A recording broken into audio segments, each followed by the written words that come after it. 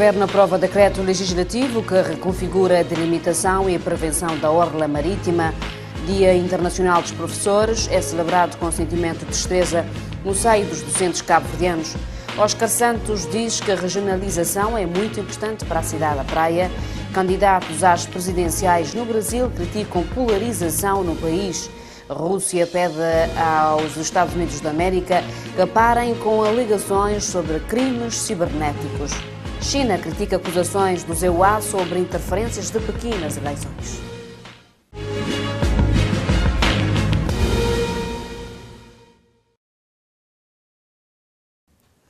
Jornal 10, seja bem-vindo. O Governo de Cabo Verde, através do Conselho de Ministros, aprovou ontem, 4 de outubro, uma série de medidas, entre as quais destaca-se o decreto legislativo que reconfigura a delimitação da orla marítima com enfoque para a Ilha do Sal e Boa Vista, São Vicente e Maio, e decreto-lei que moderniza o sistema de pagamento.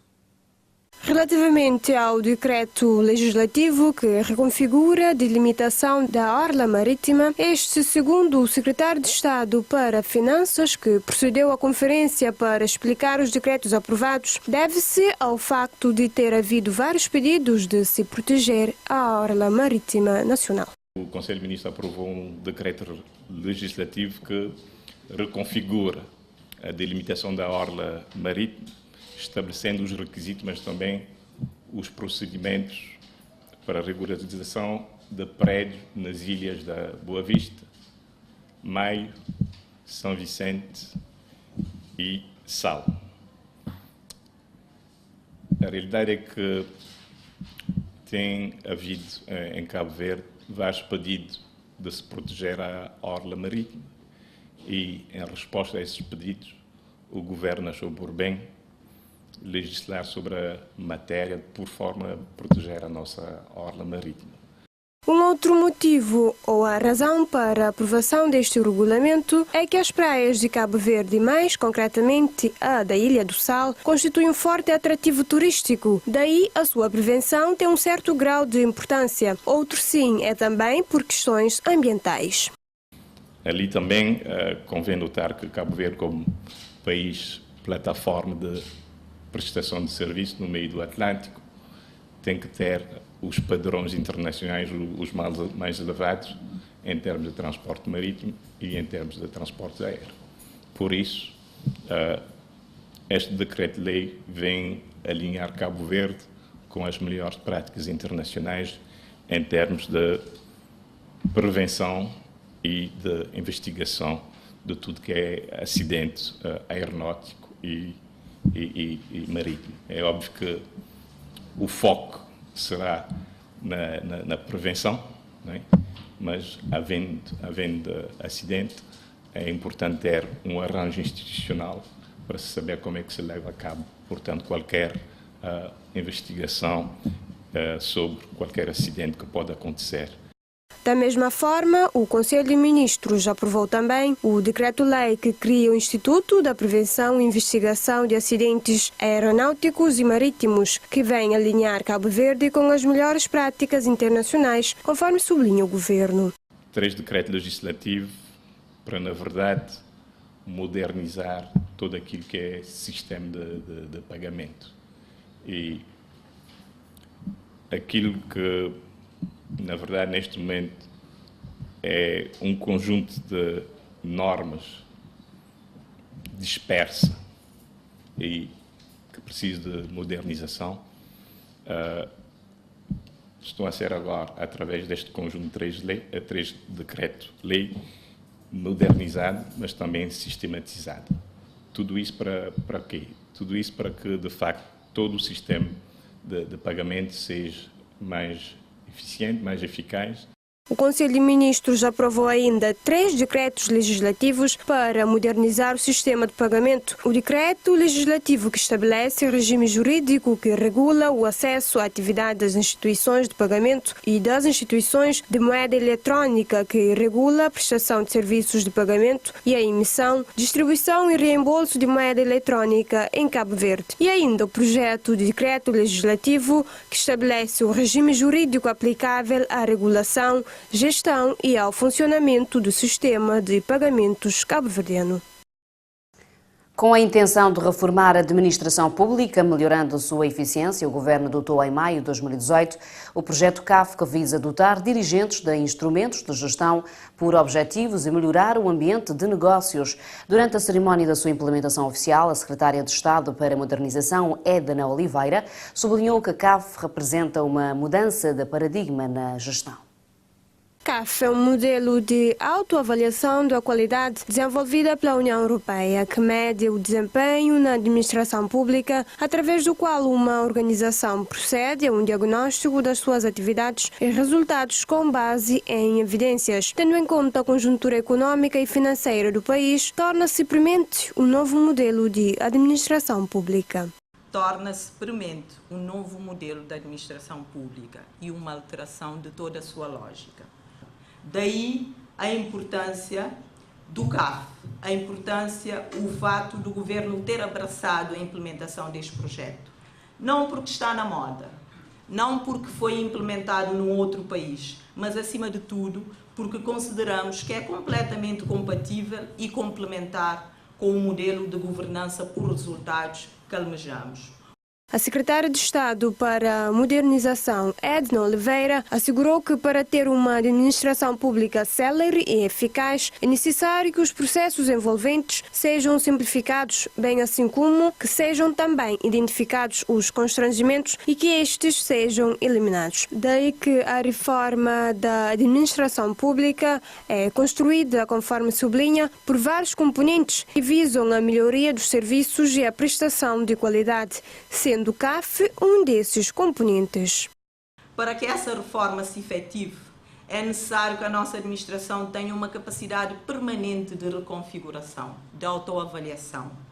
Por isso, estamos aqui hoje a participar nesta cerimónia de abertura e implementação do CAF, porque o CAF é um dos componentes que compõe e se interliga nesse processo de mudança.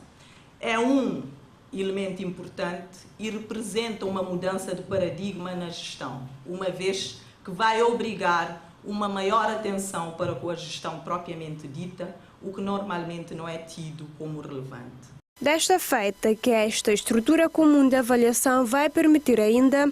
O CAF irá permitir um reforço das competências de gestão ao dotar os dirigentes de instrumentos de gestão por objetivos, por resultados, capacitando-os para assumirem a liderança no sistema de monitoramento dos programas desenhados pelo Governo. O CAF vai seguramente permitir que as organizações orientem a sua atuação para uma sequência diferente da sequência atual, que é planear e fazer. A implementação da estrutura comum de avaliação CAF conta com o financiamento da União Europeia.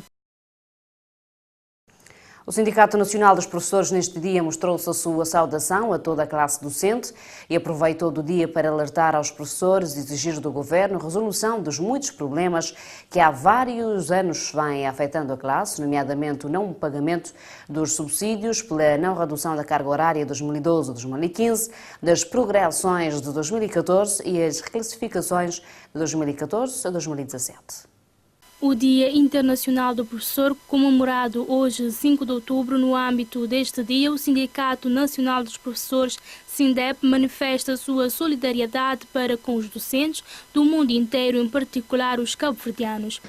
Por ocasião do Dia Internacional do Professor, 5 de outubro, o SINDEP, Sindicato Nacional dos Professores, saúda calorosamente toda a classe docente e manifesta publicamente a sua incondicional solidariedade para com os docentes do mundo inteiro e particularmente os professores cabo-verdianos, a quem reitera a sua disponibilidade de sempre em continuar a lutar por todos os meios ao seu alcance na resolução progressiva dos muitos problemas que vêm dificultando o normal desenvolvimento da carreira docente. O vice-presidente do SINDEP, Jorge Cardoso, disse ainda que o SINDEP ultimamente assistiu à resolução de algumas pendências que, no entanto, alerta aos professores e exige do governo resolução dos muitos problemas que ainda prevalecem. O SINDEP assistiu ultimamente à resolução de algumas pendências, o que é de se reconhecer. No entanto, alertamos aos professores e exigimos do Governo a resolução total e imediata dos vários pendentes que ainda prevalecem, nomeadamente reclassificações de 1 de agosto de 2015 até a data, reenquadramento dos docentes do nível do ensino secundário com formação superior em regime de emprego por contrato a termo, à luz do artigo 3º do Estatuto da Carreira do Pessoal Docente.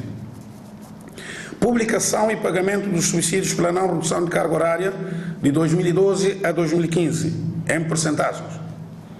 Pagamento de subsídios pela não redução de carga horária em numerário à luz do novo Estatuto.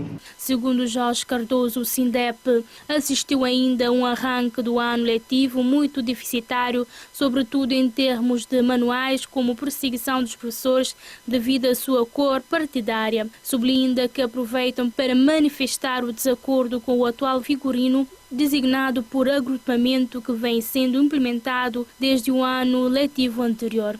Assistiu-se ainda a um arranque do ano letivo muito deficitário, principalmente em termos de manuais. Perseguição dos professores devido à sua cor política ou partidária, recrutamento para o ingresso de novos professores para os quais até agora nem sequer foi realizado o respectivo concurso e já lá vão várias semanas de aula e vários alunos continuam sem professores.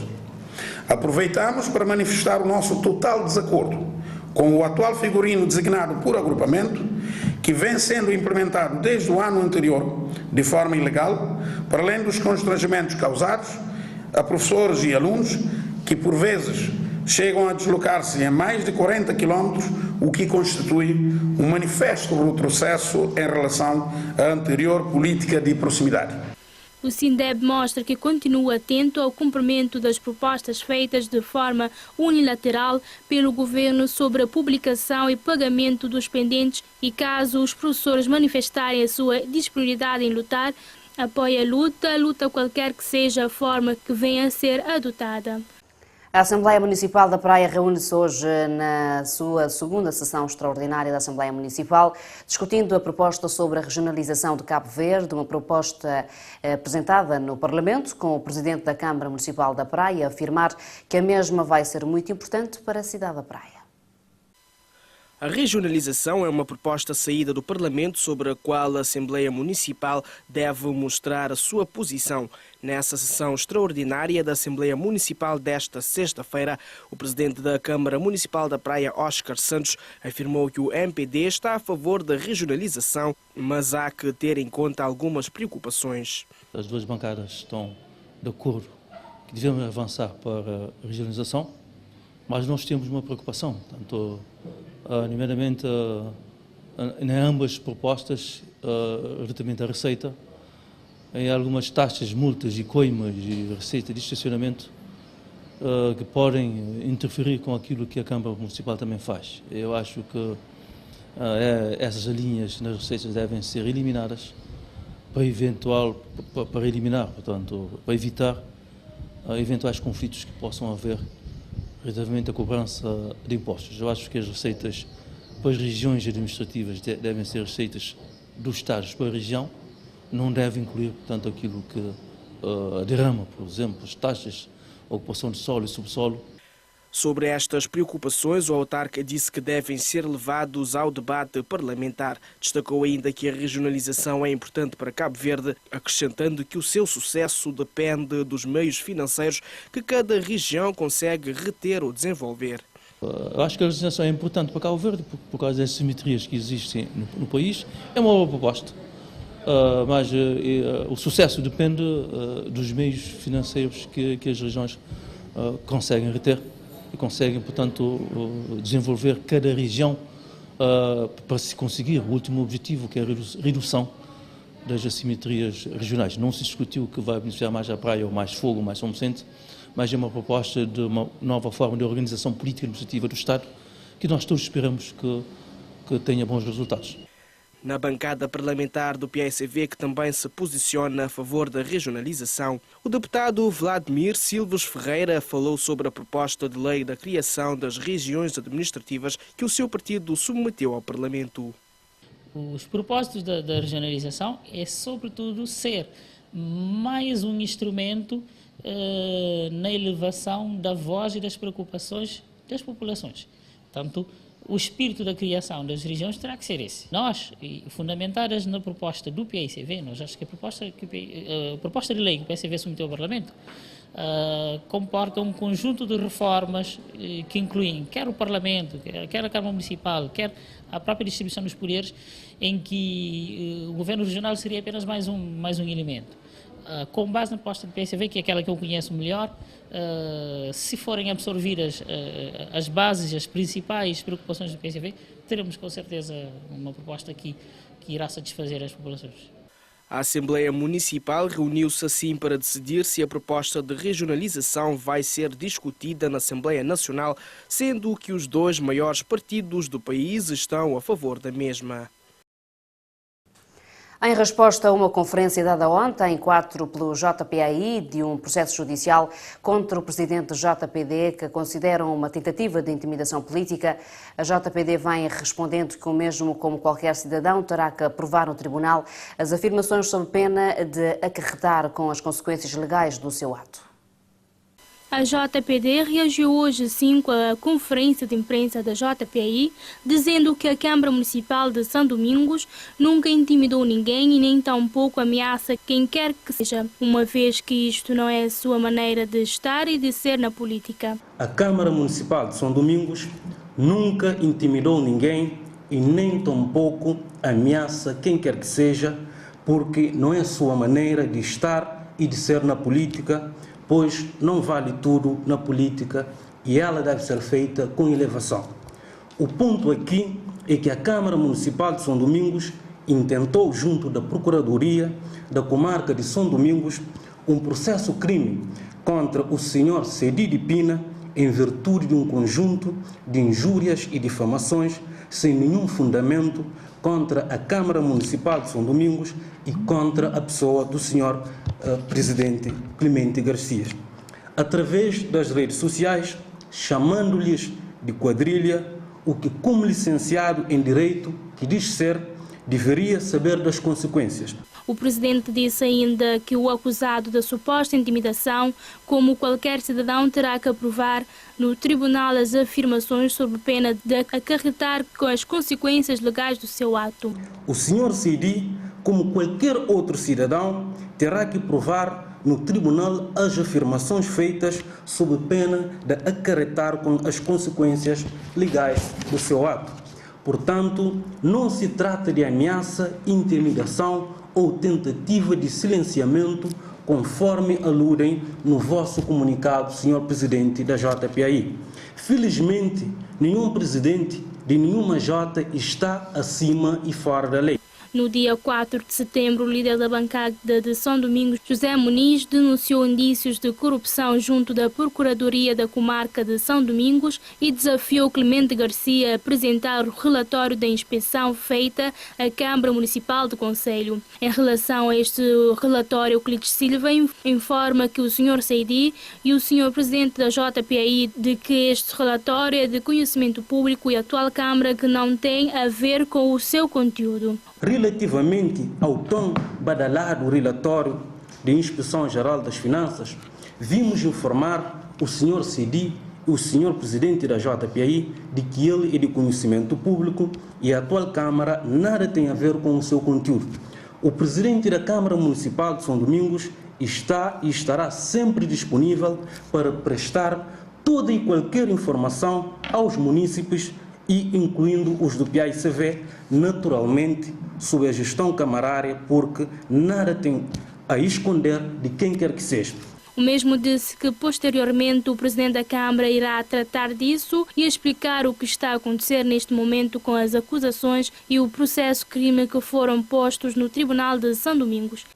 As obras de requalificação de toda a orla marítima da Vila Pescatória de Ribeira da Barca, no concelho de Santa Catarina, Santiago, vão arrancar em finais de outubro. Trata-se de uma obra que contempla equipamentos desportivos, nomeadamente fitness park infantil, 2 passagens aéreas para facilitar a circulação de pessoas na época das chuvas e quiosques, cujo projeto está orçado em mais de 17 mil contos no âmbito do Fundo do Turismo, e as obras deverão ter a duração de 73 dias. De acordo com a autarca local, após a assinatura do contrato com a empresa vencedora do concurso de requalificação da orla marítima da Vila Pescatória de Ribeira da Barca, após os trâmites no Tribunal de Contas, esta infraestrutura importante vai arrancar em finais de outubro. O edil frisa que se trata de uma infraestrutura virada para o desenvolvimento de Ribeira da Barca, porque sendo uma vila com grandes potencialidades e estando situada nas proximidades das Maravilhas de Santa Catarina, que a fazem ser muito procurada, há a necessidade de criar infraestruturas de qualidade para criar mais atratividade. Tendo em conta que naquela vila a população vive da apanha de areia, José Alves Fernandes lembrou que a infraestrutura vai inibir esta prática, até porque, segundo o Executivo Camarário, a mesma vai criar outras atividades geradoras de rendimento, ou seja, atividades económicas viradas para negócios e atividades turísticas. Por seu turno, o sócio-gerente da empreiteira vencedora do concurso, Adriano Sanches, disse que a empresa que labora há 15 anos no mercado da construção civil e que já tem realizado o trabalho naquela localidade, tirando o pessoal da direção, toda a sua mão de obra vai ser local. Aliás, o mesmo consta numa das cláusulas contratuais. A nossa equipa esteve no terreno, numa visita à localidade do Porto de Rincón, concelho de Santa Catarina, na Ilha de Santiago. Encontrou Filó, uma senhora empreendedora que construiu um restaurante numa rocha. Aproveitou o local para deixar tudo o mais natural possível.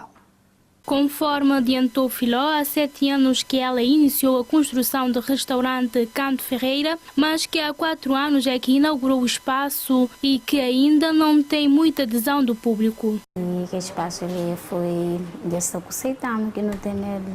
Normalmente não comecei a ser aceitando, mas gosto que isso funciona, estou por 4 e pouco. Gosto de cozinha, que as coisas lá, coisas de arte, que as coisas não gosta. Mas mesmo que aproveitava a formação de que faz que as coisas de arte. Aí pai alguma formação? Nunca bem tinha vontade. Não aproveita só culinária, que de casa.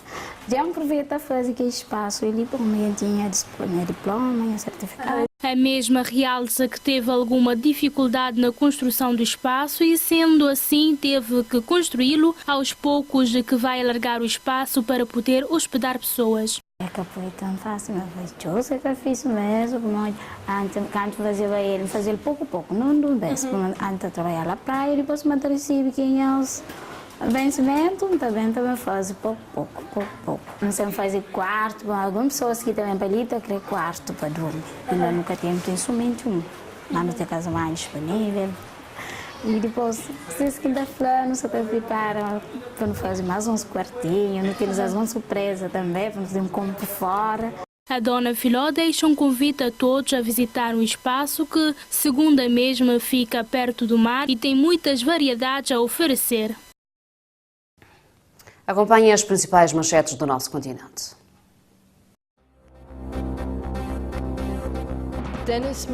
O médico congolês Denis Mukwege e a ativista Yazidi Nadia Murad são os vencedores do Prémio Nobel da Paz 2018 pela sua luta contra o uso da violência sexual como arma de guerra. Camarões. O Hospital de Buea está na frente da linha de batalha entre o exército e as forças separatistas da língua inglesa. A primeira-dama americana Melania Trump continua a sua viagem por África e chegou nesta sexta-feira ao Quênia, destacando os esforços pela conservação animal. República Democrática do Congo. A Organização Mundial de Saúde diz que dezenas de pacientes com ébola receberam tratamento experimental pela primeira vez. Paleontólogos anunciaram a descoberta de uma nova espécie de dinossauros gigantes que viveram há 200 milhões de anos no que é hoje a África do Sul.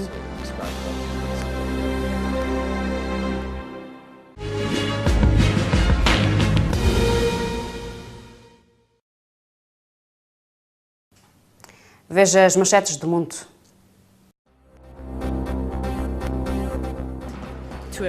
Noruega. Denis Mukwege e Nadia Murad são os vencedores do Prémio Nobel da Paz 2018 pela sua luta contra o uso da violência sexual como arma de guerra.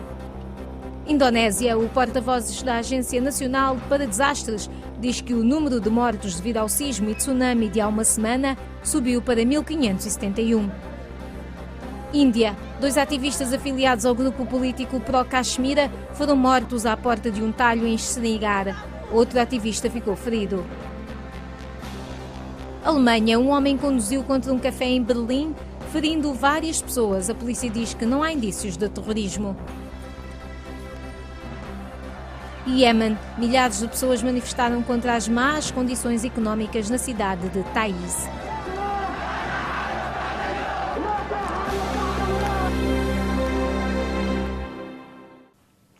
Internacional, as orações aumentam na Indonésia à medida que a esperança é levada pelo tempo. Entre os escombros são encontrados cada vez mais corpos e menos sobreviventes. O contrarrelógio do salvamento está a chegar ao fim. A partir de hoje, 5 de outubro, a missão é apenas de resgate. Em Palu, uma das cidades mais atingidas pelo terremoto e tsunami, mais de 70 mil pessoas estão desabrigadas. Em cima do prazo para o salvamento dado pelas autoridades, as equipas julgam por momentos haver sobreviventes num hotel em ruínas. Durante a manhã ficou confirmado, tudo não passará de um engano. As chances são quase nulas para encontrar alguém ainda com vida. Estima-se que centenas de corpos estejam entre os destroços. A ajuda internacional começa a chegar, mas as equipas não conseguem dar uma resposta rápida a todas as solicitações. Enquanto o presidente Widodo apela a um regresso à normalidade na cidade, é cavada uma segunda vala comum. Na primeira já não cabe mais ninguém. Os 7 candidatos presidenciais que disputam as eleições no Brasil, no domingo, aproveitaram o último debate para criticar a polarização existente no país, preconizada por Jair Bolsonaro e Fernando Haddad.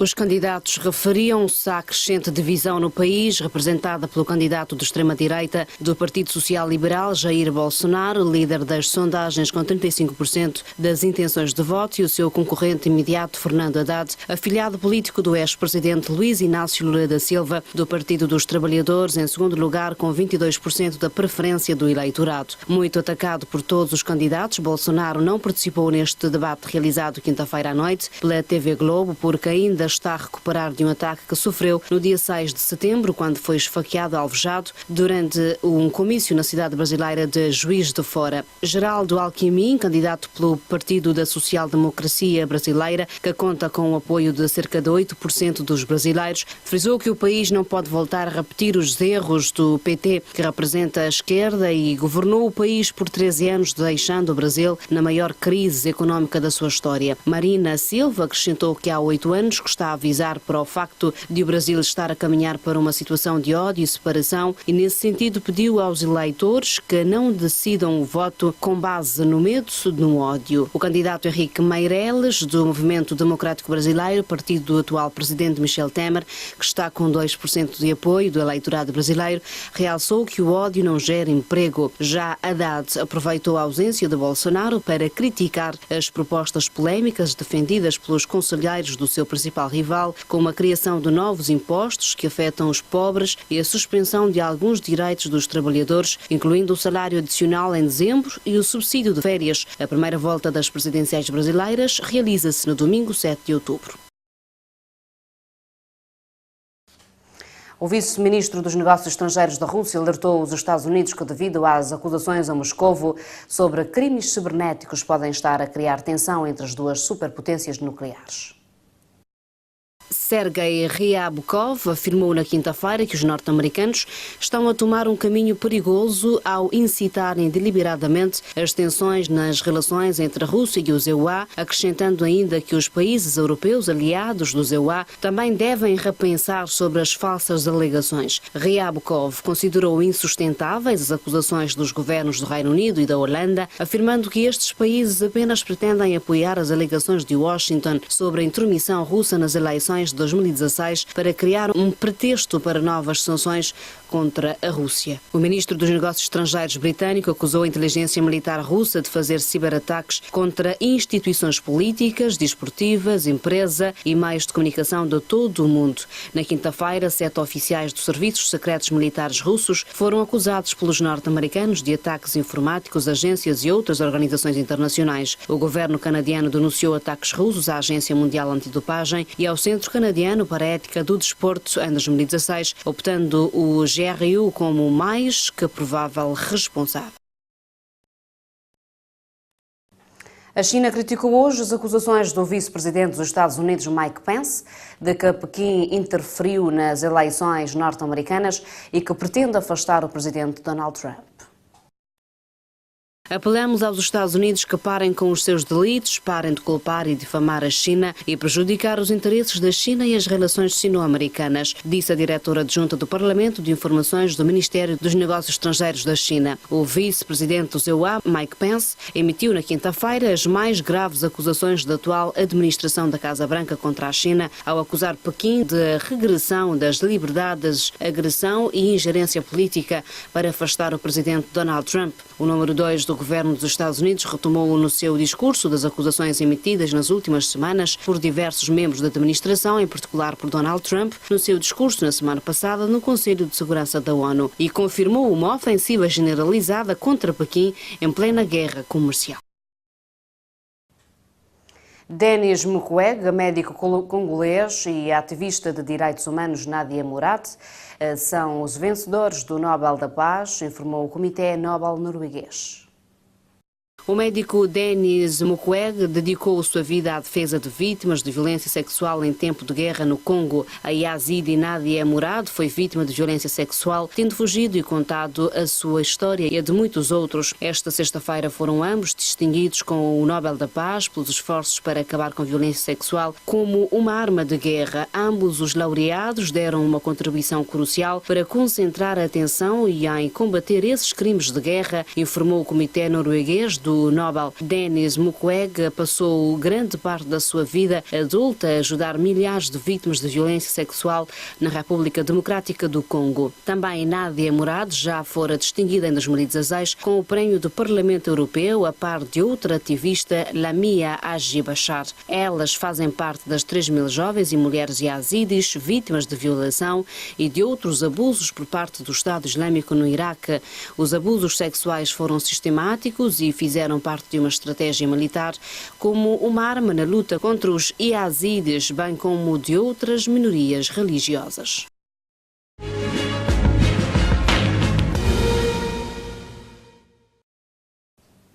Acompanhe o desporto de hoje. O jogo da 7ª jornada, marcado para domingo no Estádio da Luz, será o 12º jogo entre Vitória, de 48 anos, e Conceição, de 43, com vantagem para o treinador das Águias, que venceu 5-2 do adversário. O registro apresenta ainda 4 empates. Apesar de desvantagem no historial, o atual técnico do Futebol Clube do Porto saiu por cima no último clássico da temporada passada, quando os portistas foram à Luz vencer por 1-0 com um tento de Herrera aos 90 minutos. Com 4 jornadas por disputar, os azuis e brancos ascenderam à liderança isolada com mais 2 pontos que o rival lisboeta e deram um passo firme na luta pelo título de campeão que lhes fugia desde 2013. Até à vitória na Luz, o único triunfo de Sérgio Conceição frente a Rui Vitória tinha surgido numa partida da Taça de Portugal, quando o Sporting de Braga se deslocou ao reduto do rival Vitória de Guimarães em novembro de 2014 e eliminou os vimaranenses na quarta eliminatória por 2-1. Os restantes 9 encontros ocorreram na Primeira Liga, sendo que o primeiro duelo entre os dois treinadores aconteceu em 2011 e 2012 e terminou com um empate por 2 bolas entre Vitória de Guimarães e Olhanense. Já o segundo na temporada seguinte sorriu a Rui Vitória e aos vitorianos na cidade de berço por 2-0. O clássico entre Benfica e Futebol Clube do Porto está marcado para domingo a partir das 15h30 no Estádio da Luz, em Lisboa.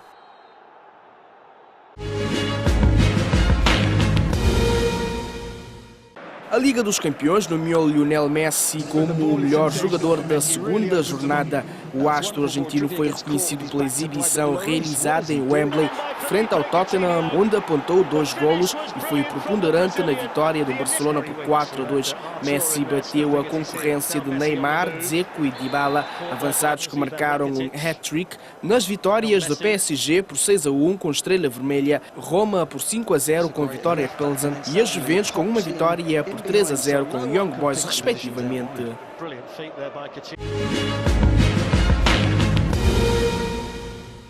Terminados os confrontos dos quartos de final da Taça de Libertadores, o sorteio ditou umas meias finais marcadas por aquela que é talvez a maior rivalidade da América do Sul. As duas equipas brasileiras ainda em competição, Palmeiras e Grêmio, vão defrontar duas equipas argentinas, Boca Juniors e River Plate, num verdadeiro superclássico. É a primeira vez que acontece desde 1988, ano em que a competição adquiriu o formato atual, com uma fase de grupos seguida de um torneio a eliminar. Recorde-se que a primeira mão está marcada para o dia 24 de outubro, com o Palmeiras a visitar a Bombonera, enquanto o Grêmio recebe o River. O encontro decisivo tem lugar uma semana depois.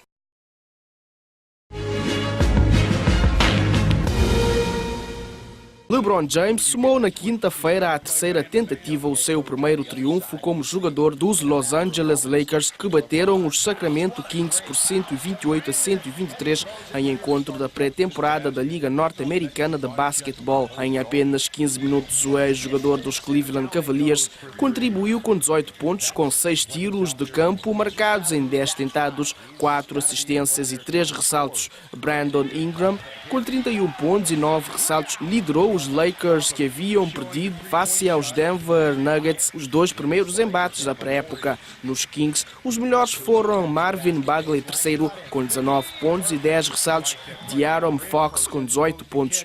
O outro encontro da ronda da quinta-feira terminou com o triunfo dos Indiana Pacers face aos Houston Rockets por 110-100 num embate em que se destacaram Victor Oladipo com 24 pontos e o lituano Domantas Sabonis com 15 pontos e 12 ressaltos. Vamos aos títulos deste jornal.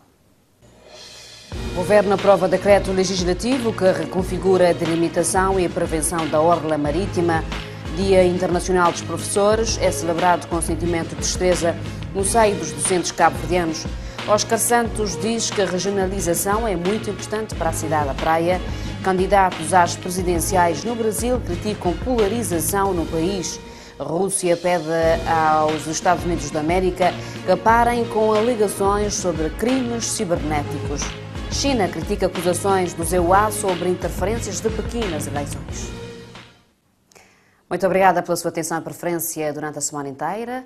Continuação de uma excelente noite, bom final de semana, até segunda-feira.